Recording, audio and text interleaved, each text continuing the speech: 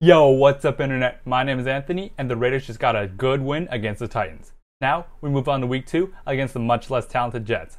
Let's look piece by piece at the matchup between the Raiders and the Jets.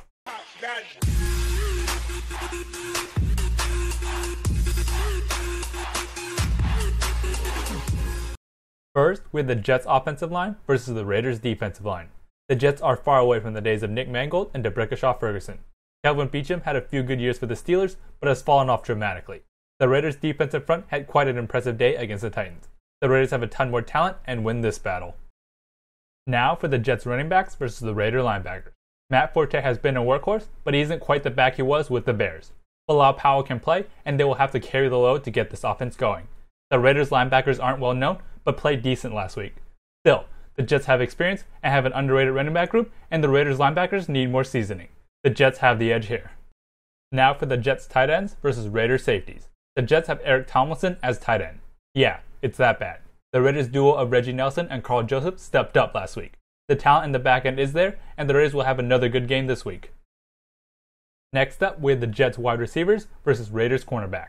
Who would have thought the Raiders cornerbacks were capable of having a good game? Granted, Corey Davis got 6 catches for 69 yards, but he is extremely talented. The Jets have nobody anywhere near that talented. Jermaine Kearse has had his moments with the Seahawks, but this one surprisingly goes to the Raiders. For the Jets quarterback versus Raiders defensive coordinator, Josh McCown is what he is at this point of his career. He is best suited in a backup role, and the Jets have him as their week 1 starter. He had a decent first game, but there aren't any better backup options for the Jets. Ted Norton Jr. somehow got the Raiders to slow down the Titans. Still, I wouldn't give that one too much credit, so I'm going to mark this one as even.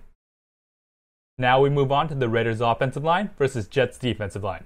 This is quite the juicy matchup. Say what you will about the Jets everywhere else, but this defensive line group is deep and talented. Leonard Williams and Muhammad Mickelson might be the best at their position. The same can be said for Kalichi Osemele and Rodney Hudson. The Raiders have more depth at this position when all is said and done, so I'm giving the Raiders the edge. For the Raiders running backs versus Jets linebackers, Beast Mode looked like the animal we all remember last week. The mentality is so different with him on the team. Daron Lee and DeMarco Davis are solid linebackers, but they just don't compare. The Raiders have plenty of depth, and Marshawn Lynch gives them a good advantage. Now we move on to the Raiders tight ends versus Jets safety. I love Jamal Adams. He was my favorite player coming out of the draft, and Marcus May has plenty of potential.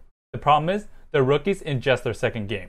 Jared Cook had himself quite a first game, and the Raiders have more planned from their tight ends. Again, I don't want to give too much credit for one game, so this match is even. The talent is there for both sides, but nothing is proven yet.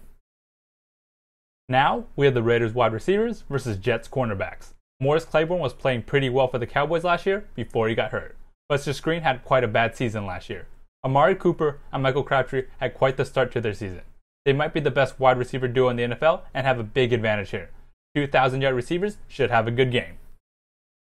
Finally, we have the Raiders quarterback versus Jets defensive coordinator. Todd Bowles is a good defensive-minded coach, and Casey Rogers is a good coordinator. The problem is, he doesn't have very much talent to work with, as the Jets gutted their team. The defensive line has plenty to build off of, though.